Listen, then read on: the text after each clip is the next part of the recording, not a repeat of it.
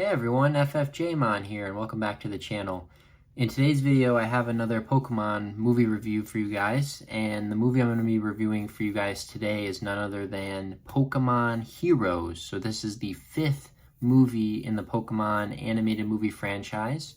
It comes after Pokemon Forever, and it stars as the legendary Pokemon Latios and Latias. So this is basically bookending the Generation 2 stories and characters and introducing now Gen 3 Pokemon. Obviously, like, the majority of the film still doesn't really show Gen 3 Pokemon besides Latios and Latias. It's just kind of like a teaser for the next generation, Gen 3, which is, as I've told you guys, my favorite generation. And yeah, this movie came out, I believe, in 2004. Let me check. Came out in 2002, but I believe the US release was in 2003. Yes, 2003. So yeah, I saw it. Typically when I see these movies, now I've seen this movie before when I was younger, and I'm kind of doing a rewatch of all the animated movies and then doing a review and posting them on YouTube. Typically when I watch the movies again, I review them and kind of write out notes and do everything kind of like right after, like the same day or the day after I make the video. But for this one, I saw it like a couple weeks ago. I was thinking about maybe watching it again so I'd get it fresh in my mind again to do the review, but I think I'm just going to go for it and do the review now without kind of rewatching it after I did a couple weeks ago. But yeah, I just wanted to give you guys my thoughts, give the movie my full review. And like I've kind of done in my previous videos, I'm going to, 1, summarize the plot of the movie. 2, I'm going to give my thoughts, kind of do like a pros and cons of what I liked about the movie, what I didn't like about the movie. And then lastly, I'm going to give a review of the movie out of 5 stars. So I'm excited to do that, let you guys know my thoughts. If you haven't already, please like the video, subscribe to the channel. And yeah, I look forward to diving into Pokémon Heroes, the 5th Pokemon movie. All right, part 1, we have the plot of the movie Pokémon Heroes, the 5th Pokemon movie in the animated Pokemon movie franchise.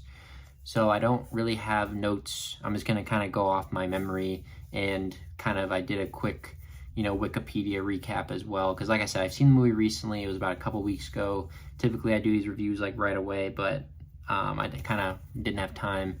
But I'm gonna review it kind of now, give you kind of my brief summary of the movie as I remember, and then we'll kind of go into the other sections. So basically the plot of the movie is it's about this city called Alto Mare, and in the city there was a Latios that had basically kids, had a lot like another Latios and a Latias, which are the 2 main characters, Pokemon characters, like in this movie.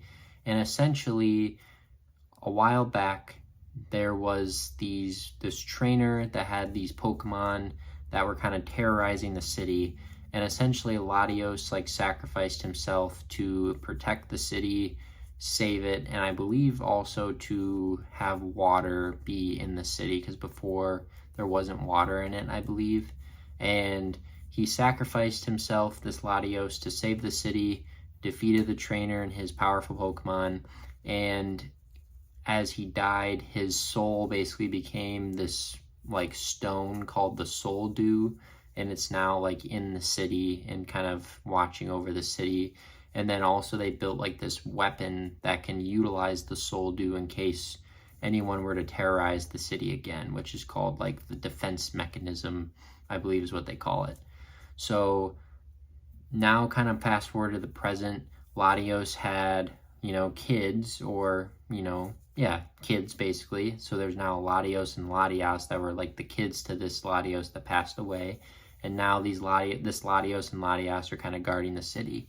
And obviously Ash and Brock and Misty visit the city. They're there, touring. They take part in like a race where it's like a water race where they have their Pokemon they're on rafts, the trainers, and then the Pokemon, it's kind of like skiing, but instead of the boat pulling the trainers, it's the Pokemon. So Ash's Totodile, I believe, is in the race. I believe Misty's Corsola is also in the race. And then yeah, they basically do this big race because like the whole city, I think it's like Venice is like the city that's modeled after, or whatever cities in Italy or France that has all the water. But yeah, they basically like have a bunch of canals and stuff that kind of go throughout the city, and they're racing, and eventually they encounter Latias because Latias kind of sees them like racing around and having a good time, and then Latias like kind of protects some of the racers like as they get off course or whatever, and then Latias ends up like having Ash like Latias kind of pulls Ash in like the Totodile and has them go really fast, but then they kind of go off course and end up losing the race. Misty ended up winning, but yeah, that's kind of how they initially encountered Latias. And then yeah, but then there's these Team Rocket agents. I believe it's like Oakley and Ashley, or I forget their names. I think it's like Ashley and Oakley, but they're basically like these Team Rocket trainers that want to capture the legendary Pokemon, of course, Latios and Latias. And Team Rocket, like Jesse, James, and Meowth are there as well. They're not working with the Ashley and Oakley people, but they kind of are aware of them. And yeah, basically the plot is they're trying to steal the Latios and Latias and do reconnaissances in the city to find those Pokemon, because they can blend in and basically either become invisible or like change form so they can like disguise themselves as people. And that's what Latias does, is Latias can look like a woman that Latias is friends with. Her name's Bianca. And yeah, Latias can transform into this woman. And yeah, basically the Ashley and Oakley have this technology that can pinpoint, like scan humans and like see, oh, like that's actually a Pokemon disguised as a human. So their technology ends up finding Latias. They try to capture Latias as a human, but then Ash essentially like sees what's going on and kind of stops them from kidnapping her, and then she kind of like vanishes.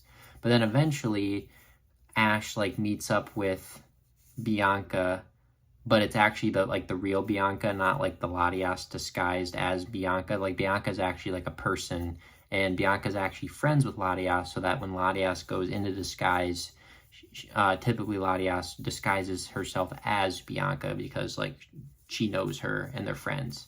So Ash basically takes his friends Brock and Misty to Latias, to Bianca's like grandfather. I think his name's Lorenzo, and they kind of are the keepers of the Soul Dew and keepers of the what's the weapon called? I named it earlier. I'm forgetting the name of the weapon, but the weapon that is powered by the Soul Dew to protect the city. I was gonna say the ultimate weapon, but that's from the Gen 6. What's it called? Hold on, sorry. I just said it earlier. The defense mechanism. There it is. So yeah, Ash and them meet Latias, Latios, Lorenzo, Bianca. They find out they're kind of the protectors of Latios and Latias and the city and the Soul Dew. And yeah, and then basically Ashley and Oakley find, because like the hideout that Latios and Latias like to hang out in is essentially like in this particular part of the city that's kind of hidden, and you kind of need to go down like a special corridor, and then eventually it opens up into this big like courtyard where, you know, there's a lot of trees and it's peaceful, and there's like a fountain in the middle of it, and the Soul Dew's in there. And yeah, basically Ashley and Oakley have like a drone or something that kind of goes in and scans and finds out like, oh, this is where they're hiding. So then they had like an Umbreon and Espeon, I think.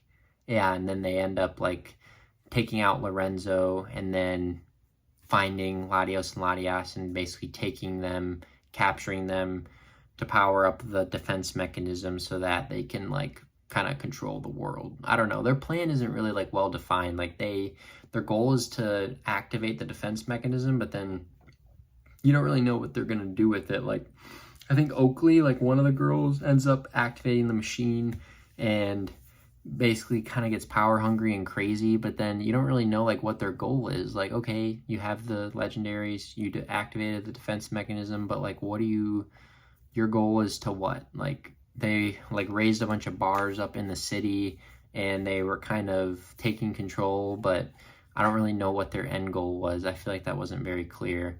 But anyways, like Latios and Latias are trapped. They're powering this machine. Latias ends up escaping and going to Ash and Brock and Misty asking for help. They go to the museum, like where the defense mechanism is stored, like in the city, and they essentially like break Latios out of there. They stop the defense mechanism, but then, oh yeah, and I forgot to mention, like the Pokemon that trainer used back in the day to like terrorize the city, they were like fossil Pokemon. They ended up like coming back to life also by like when the defense mechanism got powered. So Kabutops and Aerodactyl were the two Pokemon. They came to life. They had to essentially fight them as they were going through the city, and yeah, so they defeated them. But then once the defense mechanism kind of got stopped, the water ended up like receding initially, but then once they stopped it, then the water was all like coming back and was gonna like, there was like a giant wave that was gonna like destroy the city. So Latios and Latias kind of combined their power to stop this giant wave from coming. But essentially Latios like uses all of his power to like sacrifice himself to save the city. And then I think the soul dew of the father Latios ended up like getting destroyed, but then now there's a new soul dew that was the son Latios, and like he sacrificed himself, so his soul's still there and kind of replaced the previous soul dew. Obviously Latias is very sad that Latios died. It was a big sacrifice, and then yeah, pretty much the city gets saved. So yeah, that's kind of basically the plot. And then at the end of it, when Ash and the gang kind of leave, Bianca ends up like kissing Ash right before they go, but you don't really know if it's the actual Bianca or if it's the Latias. And I think since Bianca didn't really talk or say anything, and like kind of the way she was acting, I think the point was it was Latias. And then Brock and Misty were kind of like, what just happened? Like Ash just got kissed by a Pokemon, pretty much. It was kind of weird, but it was kind of interesting. So that's essentially what happened there. And yeah, that's pretty much the plot in a nutshell. It was pretty well contained. I feel like a lot of the movie was like them just running through the city. Like there were several shots of when I think Ashley and Oakley were, let me look up and make sure it's Ashley. I know it's definitely Oakley, but let's see. Is it Ashley and Oakley?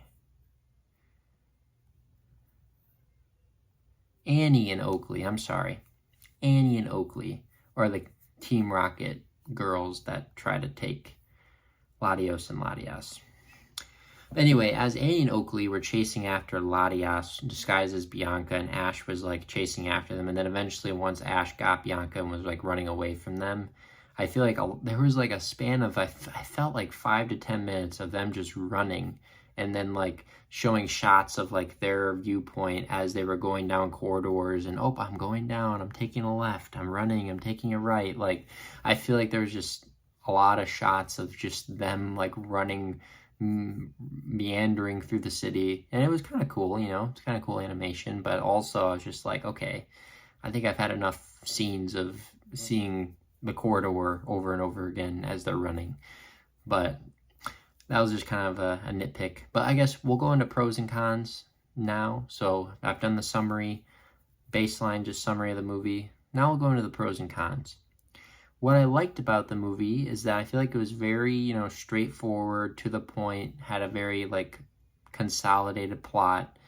I thought Latios and Latias, I'm going to admit, are very nostalgic and were kind of one of my favorite legendaries growing up, just because I remember I watched this movie a good amount of times. I remember being like a big Latias and Latios fan, and I had an older brother, and I feel like my older brother was kind of more like Latios. I like Latias, I like the red color, and I feel like it was just kind of a cool like dual dragon psychic type Pokemon that were really cool. Gen 3, and yeah, it was just very nostalgic. Also, yeah, I thought the city was cool, had a lot of, cool design and beauty. I thought the story of like Latios sacrificing himself to save the city, everything was pretty interesting. It was kind of emotional, but yeah, overall, I mean, it was a solid movie. I feel like it was entertaining, and yeah, characters had stuff to do and everything. And yeah, Some of the things I didn't like I said, a lot of the city running wasn't very, like, I don't know, it was just a lot.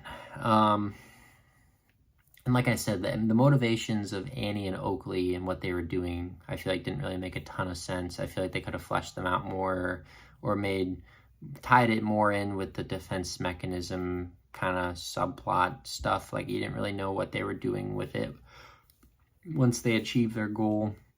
So that was kind of interesting. And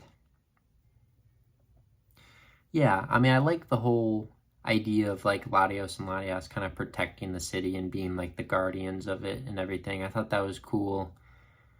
The battles were interesting. I think there was obviously there's always like an initial battle that Ash does. I think there was. I want to say there was. Yeah, I think there was a battle that Ash did in the beginning. Gotta always have a Pokemon battle in there. Obviously, yeah, Pikachu is doing its thing, and yeah, it was pretty good. Pretty good overall.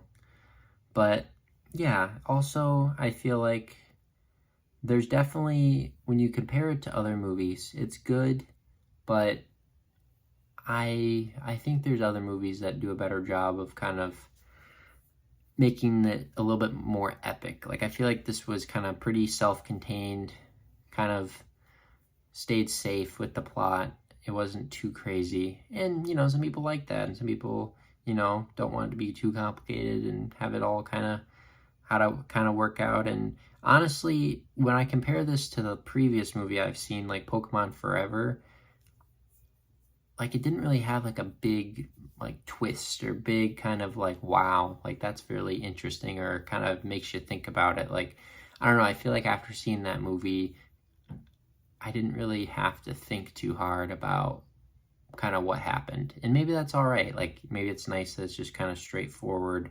But I kind of like Pokemon Forever because I feel like when I watched it, it made me think more about, especially the whole time travel and Professor Oak and Ash and everything. I feel like I really thought about it more, and it made me kind of think. Because, like, another thing, sorry, I'm going to talk about Pokemon Forever again. But another thing I thought about that I don't think I mentioned in my last video is, what if, maybe I did mention it, but I want to mention it again anyway. Like, what if Professor Oak decided to have, I think I mentioned that Professor Oak, you know, could have decided to live in Pallet Town because he knew he would want to meet Ash there. Oh yeah, but then it was like, yeah, he didn't know about the Pokedex until Ash told him that there was one. So from the future, when Ash met Professor Oak from the past, when Professor Oak was just drawing Pokemon and kind of making his own Pokedex, Ash basically told Professor Oak that, hey, in the future, we have this thing called a Pokedex that like categorizes and, you know, catalogs all these different type of Pokemon. So, like, what if Professor Oak actually got the idea from Ash from the future, but then, of course, Ash gets the Pokedex from Professor Oak. So it's kind of like a paradox, because Professor Oak gets the idea for the Pokedex from future Ash, who goes back in time to tell him as a kid to make the Pokedex. So that was also like a crazy thought I was thinking about, is like, wow, like Professor Oak basically made the Pokedex because Ash told him to, but really it was Professor Oak himself who made the Pokedex in the first place. So I thought that was just kind of wild, that Ash, you know, basically was the reason why the Pokedex existed, in a sense. And then, yeah, the fact that, you know, Professor Oak probably lived in Pallet Town because he wanted to meet Ash, and also he knew that Ash had Pikachu, so, like, regardless of Ash, if Ash was or was not late on his first day of being a trainer, even if he would have been there on time, I wonder if Professor Oak still would have given him a Pikachu, because he knew that when he met Ash, when he was a kid and Ash went back in time, or when Professor Oak was in the present and met Ash, he had a Pikachu. So, like, he would have known that Ash had a Pikachu, and that when he started his journey, he should have a Pikachu. So that's also crazy, because it's like, what if, I don't think Professor Oak would have tried to give him, you know, any other Pokemon, because that's not how he remembered seeing Ash. He saw Ash with a Pikachu. So it's just stuff like that where I look at Pokemon Heroes, the 5th movie, and there's not really, and I know time travel in itself just has a lot of cool concepts, but I feel like Pokemon Heroes didn't really have like that moment that made you really think about it too hard. Like, yeah, the sacrifice the Latios made and everything, and them, you know, being friends, and then them, you know, kind of missing their dad, but then also, you know, sacrificing themselves to protect the city and protect the people and everything. Like, that's definitely like admirable, and it does, you know, it's thought-provoking, but I just feel like they could have maybe have done a little bit more, or even like showed like flashbacks of the father Latios doing some sacrificing or stuff like that. But I don't know, I just feel like they probably could have done a little bit more with it, but that's just a little gripe. Overall though, I think Pokemon Heroes is a good movie, and I think it's been well received. Years later, I feel like it's gotten better reviews than when it initially came out, but I'd say in terms of the Gen 3 Pokemon movies, there's definitely some, you'll see them kind of coming up, that I kind of may prefer a little bit better. But overall, still a good movie. Now I'm kind of going to rate it out of 5 stars. I don't know. I feel like it's just a solid, I think I'm just going to go with like a solid 3. Like, I think I'm just going to give it a 3, because, yeah, I don't really think it's bad. I don't really think it's great. I think it's just kind of average. I'm going to give it a 3.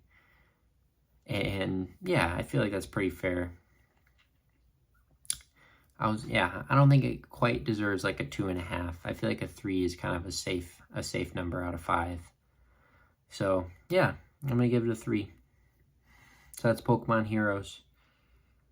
So yeah, I hope you guys enjoyed the video. Hope you enjoyed my review. I'm trying to think if there were any other jokes or anything else that kind of stuck out to me. I know, like I said, it's been a couple weeks since I've seen it, so I may not remember some of the finer details, and I didn't keep notes on my watching. But yeah, I think overall it was good. It was a good movie. Look forward to having the next movie review. So thank you all. Hope you have a great night, and look forward to seeing you on the next movie review, and watch out for future content. It's going to be coming in the next couple days. So thank you. Have a good one.